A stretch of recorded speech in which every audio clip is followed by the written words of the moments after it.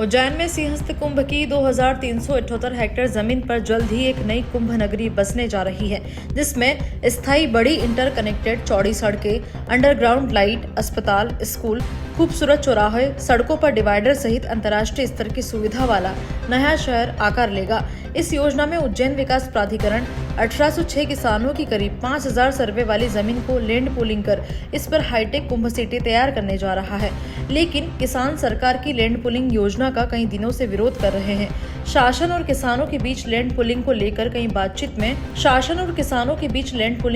हुई बातचीत में अब तक कोई अंतिम निर्णय नहीं निकल पाने के बाद सिंहस्थ महाकुंभ मेला अधिकारी आशीष सिंह और कलेक्टर रोशन सिंह ने योजना को विस्तार से समझने के लिए प्रेस कॉन्फ्रेंस की।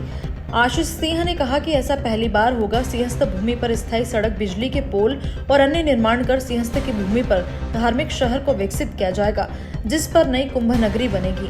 दावा किया जा रहा है कि ये मध्य प्रदेश की पहली ऐसी योजना होगी जिसमें इतने बड़े स्तर पर कार्य योजना बनाकर एक नया शहर विकसित किया जाएगा, जिसमें करीब 5000 करोड़ रुपए खर्च आने के अनुमान है। मेला अधिकारी आशीष सिंह ने बताया कि इस बार कुंभ मेले में 30 करोड़ श्रद्धालु के आने का अनुमान है। उज्जैन आने वाले श्रद्धालुओं के लिए सभी सुविधा जुटाई जाएगी। अब तक मेले के लिए अस्थायी सीवर, पानी, बिजली के काम होते थे। मेला क्षेत्र में अतिक्रमण भी हो चुका है, इसलिए अब स्थायी स्ट्रक्चर बनेंगे। ऐसी सुविधा होगी कि लोगों ने पहले किसी भी क्षेत्र में नहीं देखी होगी। क्षेत्र में हाईटेक सुविधा मिलेगी, जमीन की कीमत बढ़ जाएगी। लैंड पूलिंग के बाद प्रति स्क्वायर फीट से किसान जमीन बेच सकेंगे। सभी को 18 मीटर वाइड रोड पर जमीन मिलेगी।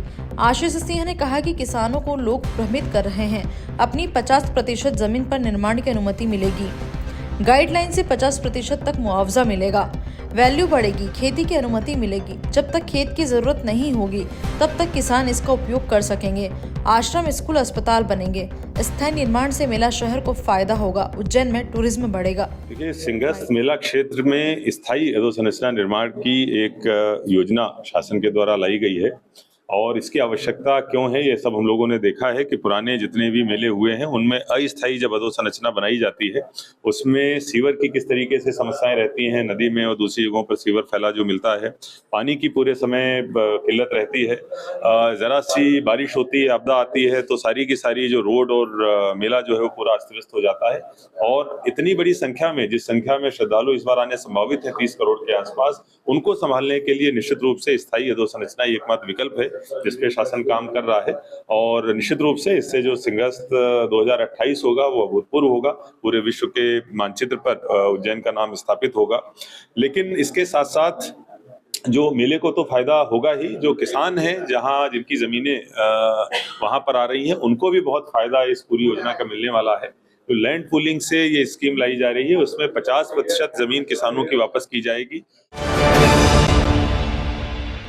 प्योर श्योर दूध और घी, माँ के प्यार सा, मिलावट से दूर, भरोसे से भरपूर, प्योर भी श्योर भी।